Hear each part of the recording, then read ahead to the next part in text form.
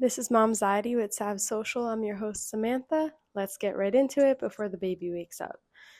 So, this week has been a little bit crazy. I know it's only Tuesday. I just wanted to give you guys a little bit of a personal update, and then we'll move forward with the topics I had planned for you guys. So, first off, the baby has started to walk, which is a crazy, huge milestone. I can't even believe that this is where we're at and it's not even a year yet. He hasn't fully walked yet, but for months, he's been walking like along the couch or just, by assistance. If someone's holding his hands, he could do that. But a couple of days ago, he decided that he was going to just stand up and take his first step. And ever since then, he's really, really making a lot of progress. And yeah, so with that big milestone comes the main topic for today, which is sleep regression.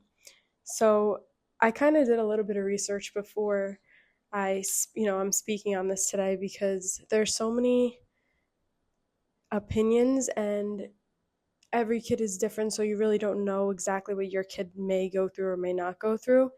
But every point, at every age that they said you would have a sleep regression, he has so far. So, and my trusty source is What to Expect. I don't know if anyone's ever used this. They have an app. They have, you could just go on their site as well. But I've been using it since I was pregnant. Honestly, they're not, you know, um, I'm not a promoter or something for them, but they really truly like have every time I think something's going on and then I go to that month, I read about it, it's exactly what I'm feeling. Or, for example, like throughout pregnancy, whenever I felt a new symptom, I would go check, and that's exactly what it's aligning with what they're saying. So, definitely would recommend using that just to get a little bit more in depth. I feel like every time I get settled, and I have spoken to other moms, they feel exactly the same way. Every time I feel like I'm in a good routine or we've gotten settled and, he's at a good place, something happens where he hits another milestone and his sleep is off, his eating might be off. There's multiple things that can affect this. And yeah, so I just kind of did a deep dive into sleep regression and just kind of read about it because I feel like I know what it means, but now I could kind of pick up the cues and know when he is going through this. Um, like I said, What to Expect really is a great source to learn about each stage throughout pregnancy, but also once the baby is born.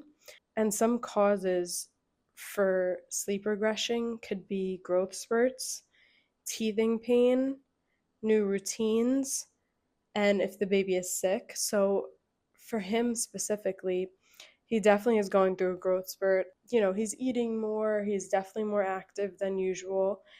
He also is teething. He's been teething for, months now. There are times though that I feel like it's worse than others. Like obviously his teeth, currently he has four teeth. He has the top two and the bottom two. But you never know obviously when a new tooth is going to come in, and once I notice that he's starting to act different, I'll check his mouth, or I'll notice that he bites more, like he's nibbling on things. And yeah, so that's definitely going on. So that plays a big role in this sleep regression. And just to give you, yesterday pretty much was, if you looked up the definition of sleep regression, yesterday summed it up. So we started off a little rocky in the morning. His attitude was different. He definitely was going, more attached to me than usual, which I'll get into that later. He was having trouble napping. He's a very good sleeper normally. Like, like any baby, he wakes up every once in a while, throughout the night, but really he is a good sleeper. And especially with his naps, he's very regimen. He wouldn't sleep for his, like, he takes a nap around, let's say, 11 o'clock or so. He would not sleep. I couldn't get him to lay down. He wouldn't take the bottle. He kept spitting out the binky. He was irritated, but it didn't seem like he was in pain. it just seemed like he couldn't get comfortable, if that makes sense. So my trusty source is to always go right to the stroller and walk around. It's been very hot lately, so we really haven't gotten in as many walks as we typically do. But I had to just even take him around a few times just to kind of calm him down because he had been probably an hour to 2 hours over his normal, you know, sleep, nap time. He was just a mess. I felt really bad, but we ended up walking outside. Although it was very hot, he slept and was able to take a decent nap. Once he fell asleep, I came right inside because way too hot for him. But that's, one trick that I did learn. And if anyone's going through the same thing, definitely try that. Whether it's hot or cold outside, just even for a couple minutes, I feel like just the motion, relaxes them and will help them sleep. And even with his second nap, he was struggling again. He didn't end up napping probably till like 6 o'clock. And typically, I would never, I try to get him to nap earlier than that. But with what was going on, and I knew he was extremely tired, he needed it. So, again, if anyone is struggling with this right now, take them outside, couple minutes, see if that works. Going in the car is another thing. He hates the car, so I'm not going to torture him, but um, that would definitely be my recommendation. And again, I'm learning as well. If anyone has any tips for me, please share them because really at this point, when they go through sleep regression, it's more just making them comfortable. There's really nothing that will solve the problem.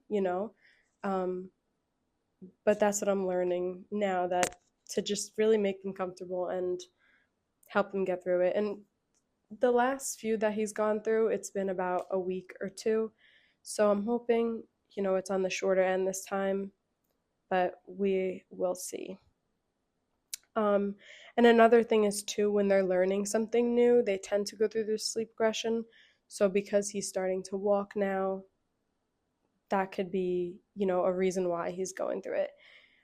Some other signs that your baby's going through sleep regression could be frequent night wakings, trouble falling asleep, increased fussiness, and sudden resistance to nap. So once I read that, I was like, okay, this is 100% what he's going through. He's feeling all of this. I forgot to mention that after these troubled, he finally went through those troubled naps. He didn't go to bed till 11, which I know is horrible. This was not obviously something I want him to do. I tried the crib, I tried holding him, I tried putting him in our bed. Like I tried everything just to make him feel comfortable. Nothing was like settling him. He went to bed at 11. He woke up at 3 in the morning to eat. He woke up at 7 and then he fell asleep till 11 o'clock, which this is like completely out of his ordinary. Of course, typically he'd be going to bed at 9:30. Honestly, even last week he was going to bed at 8. So he's completely all over the place. He's just trying to get in the rhythm, and I guess with everything going on, he definitely was struggling a little bit, but we'll get through it. We'll get through it. Even though we're all sleepy, I'm just happy that even right now he's down for a nap and he seems relaxed compared to yesterday. So I guess it's just one of those things you'll go through and you'll learn that there really isn't too much you could really do about it. Um, but yeah, so and another thing too is I looked up what ages and what months a baby might be going through sleep regression, in case you might be thinking right now your child is going through it, but you don't maybe have you never looked it up or whatever. Because I was in that situation in the beginning. I didn't know that this was a thing. So at ages 4 months, 6 months, 8 to 10 months, and 12 months are periods that your child might be going through it. And obviously, every kid is different. It might not exactly be that. But like I said before, one thing I noticed is every time the baby is going through something, or when I was going through it when I was pregnant, What to Expect app literally was on point and knew exactly what I was feeling. So that was reassuring. But yeah, so They also give us some tips on ways to kind of get through it. Like I said, there really isn't too much you could do, but they had some really strong points that I wanted to share. So, for example, consistent bedtimes, getting the naps, and again, that's like kind of hard to do, like I said, when they're struggling to take naps. Another thing is giving them more attention during the day if needed. So, this kind of leads into what I was going to talk about earlier, how my son, like, I'm very attentive to him, of course. He's my, main priority of the day and forever. But I notice when he's teething or going through the sleep regression, he's completely attached to me and won't even go to my husband, which could be a little stressful on both of our ends. Of course, I try to be as attentive as I can, but like there's daily things that now I'm realizing have to be put on pause for this. And um, he does on typical, like on days that he's not going through this, he he's very good with independent play. So what I mean by this is obviously I'm not just letting him go free for all and I'm upstairs and he's downstairs. I would never do that. But I like that he's kind of playing on his own and learning on his own.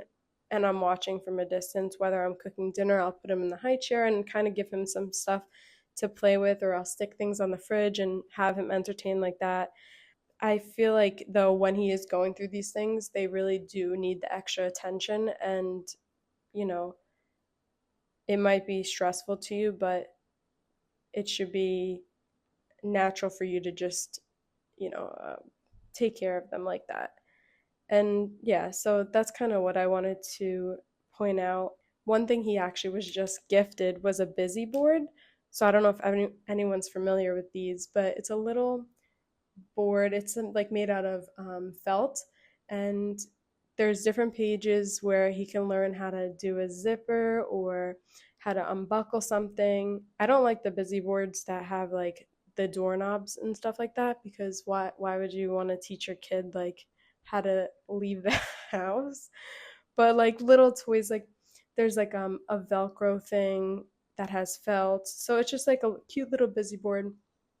Typically, he loves doing that by himself. I'll show him how to do things, but really, like, he really does enjoy independent time. And that's why I like to kind of let him explore a little bit. But at moments like this, where he really um, is going through a difficult time, obviously, I'm completely attentive and like sitting with him and like showing him different things.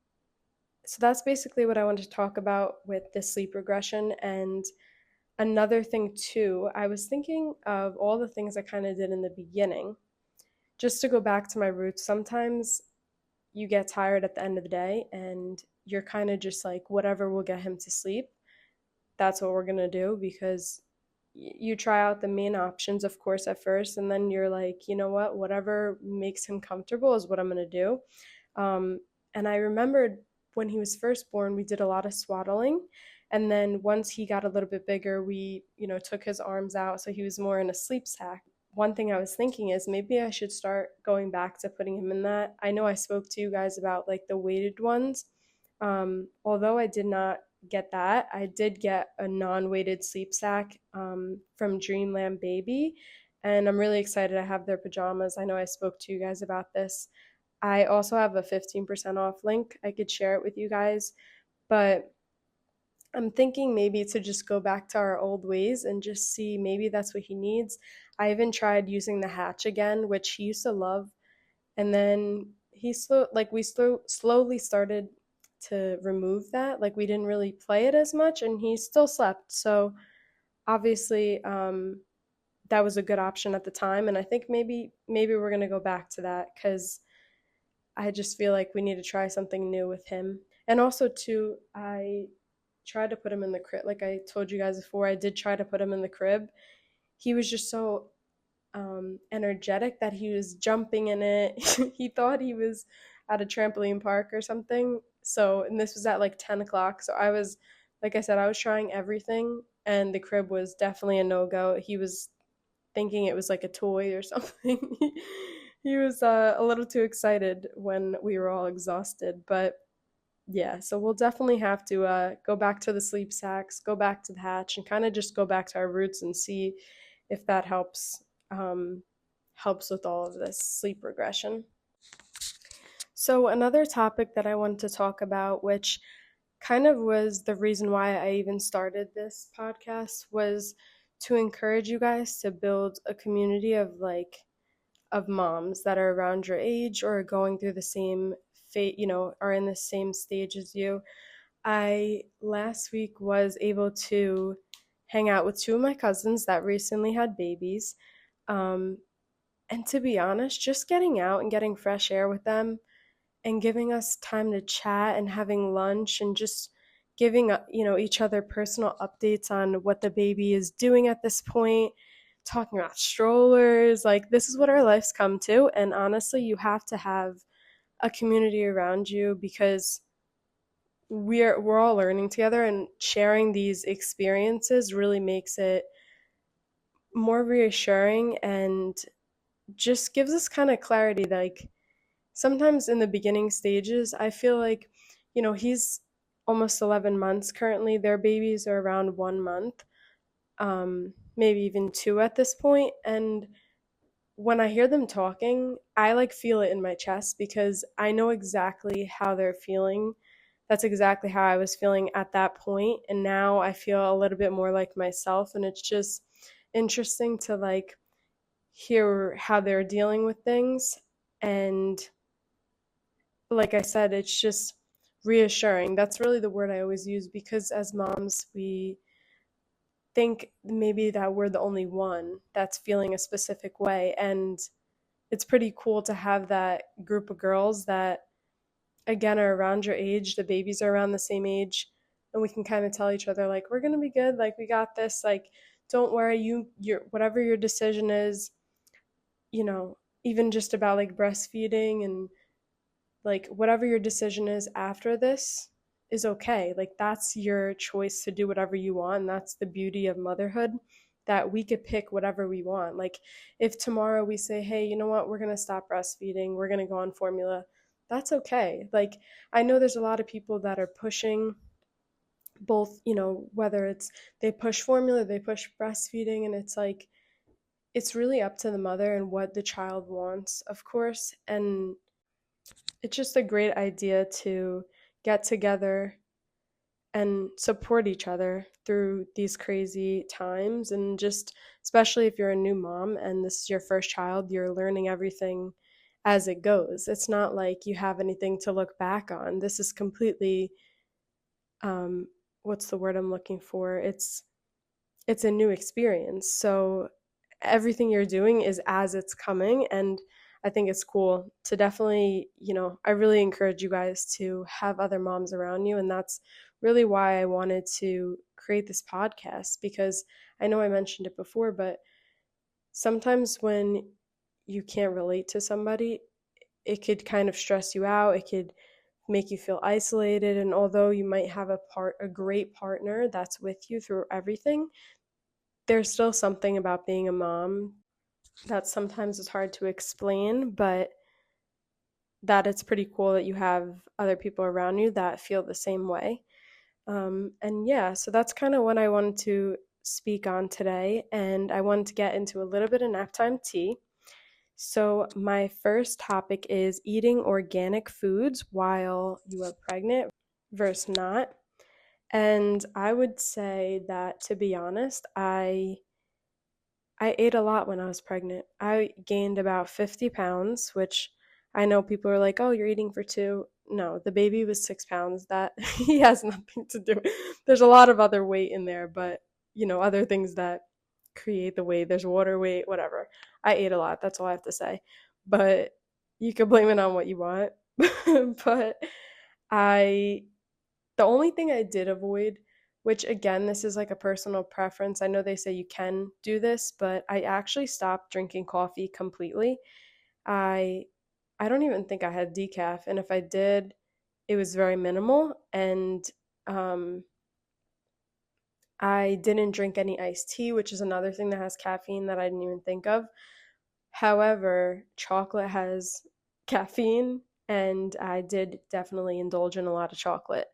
So I don't really have an opinion on this. I think, obviously you shouldn't be going crazy and, like, keep your baby safe, obviously. But sometimes you just got to do what you got to do. Our next topic is independent play versus helping them. So I kind of spoke on this a little bit before. I think having a balance of both, because you want your child to learn cause and effect and problem solving, obviously on their own, but they're new to this world, and to show them how to do things a few times and telling them no if it's something that could be dangerous. There's, I think it's, kind of more of like a Montessori technique where you kind of let them learn on their own. And another thing too is I feel like kids just want to be a part of whatever you're doing. So although it might slow down things, if you're cooking, obviously at this age he's not doing this, but I always think about future, when we're cooking or preparing whatever, we're getting groceries out of the car. Like, I think it's kind of cool to let them help. That's really what kids want to do. They want to explore and be a part of what you're doing, because this is all new to them, and I don't see why not. Obviously, when you're in a rush, it could be frustrating, but I think you should let your kids independent play, but also like kind of help what you're doing. This could be good too, like if they're in a situation where you're not around and they need to figure something out, it definitely can benefit them to know exactly what's needed. And then the next nap time tea, which is going to be our last, is having the baby shower in the beginning of your pregnancy versus the end. Um, I had mine at 8 months, which I could see both ways. So I think it's nice to do it in the beginning when, you know, you might not be feeling as tired, or not even in the beginning. I guess I would say the second trimester is probably when most people feel best, but everyone has a different pregnancy. I was definitely feeling a little bit more tired at the end, and also in, the first and third trimester was very similar for me. I was very tired, had backaches, but yeah, so I ended up waiting till I was 8 months, and I feel like that was a good place, because for me specifically, because it got me more excited for the baby to be there and preparing the nursery. I still had a month, and at that point I think I was almost done with work, like to go on maternity leave, so I had a lot of time to start nesting and preparing his room, setting up anything that needed to be prepared, whether it was his crib, his car seat. I'm not gonna lie though, I just paused the video for about 10 minutes because I could not think of the word nesting, and it was driving me nuts. And I'm like Googling, what's the word for a mom preparing the house for the baby? I'm not kidding, that really took me a little bit longer than it should have. And I think I'm gonna wrap up today's episode before the baby wakes up, because I'm exhausted, and honestly I kind of want to lay down. I'm really tired. um, but yeah, so thank you guys for watching Momxiety, and I hope to see you during our next nap. See ya. Bye.